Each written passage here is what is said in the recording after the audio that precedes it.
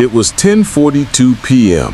when the headlights of a black SUV cut through the quiet of Meadow Springs. Inside, a single father named Marcus DeVell sat by his window, unaware that the two women sleeping in his guest room were about to change his life forever. And that SUV outside wasn't just any visitor. Tonight, you'll hear a story of trust, compassion, and unexpected destiny. A single father opens his home to strangers and discovers that kindness sometimes knocks twice, once to test your heart, and again to reward it. Marcus DeVell was a 38-year-old mechanic, widowed, raising his daughter on the edge of town. Life had already taken more than it gave. His wife, Renee, passed 3 winters ago. Since then, every night ended with the same prayer: "Lord, help we do right by my child." One cold evening, he stopped by a corner store for milk and found 2 women huddled outside with luggage, soaked, frightened, and quiet. Their names were Amara and Janelle Morris, sisters from Detroit whose Airbnb had canceled last minute. They weren't asking for money, just a place to stay. And against every instinct, Marcus said, "You can come with me." That night, Marcus prepared the guest room, his late wife's old craft space. The sisters thanked him, their voices trembling between exhaustion and gratitude. Within days, the house felt alive again. Laughter returned. Music played during breakfast. For the first time in years, Marcus smiled without forcing it. But something about Amara kept him curious.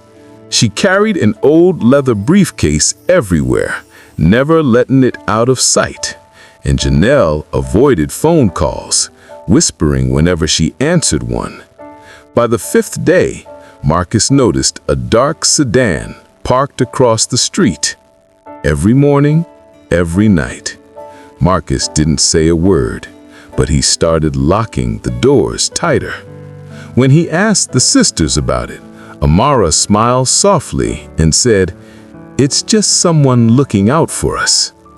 Then came the night the power went out. Thunder cracked, and the sisters panicked. Marcus lit candles, and that's when Amara finally spoke. "We used to work for a charity, until we found out it wasn't what it claimed to be. We're hiding, Marcus. We didn't know who else to trust." Marcus stood frozen, candle flickering between them. He didn't ask for proof. He just said, "You're safe here." That night, he barely slept.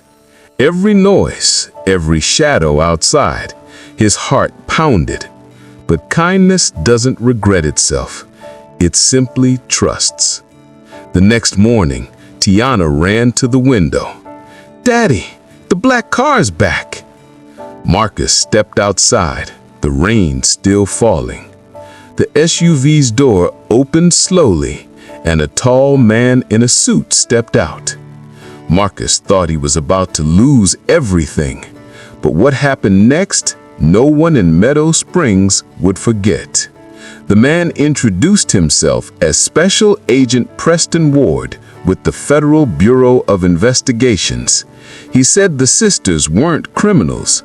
They were whistleblowers who had exposed a massive charity fraud, saving hundreds of families from losing their homes. For their safety, the Bureau relocated them, but Amara refused to leave without thanking the man who gave them shelter without questions. In the back seat of that SUV were envelopes, one for Marcus, one for Tiana. Inside his, a simple letter: "Thank you for believing in us when we had nothing to give."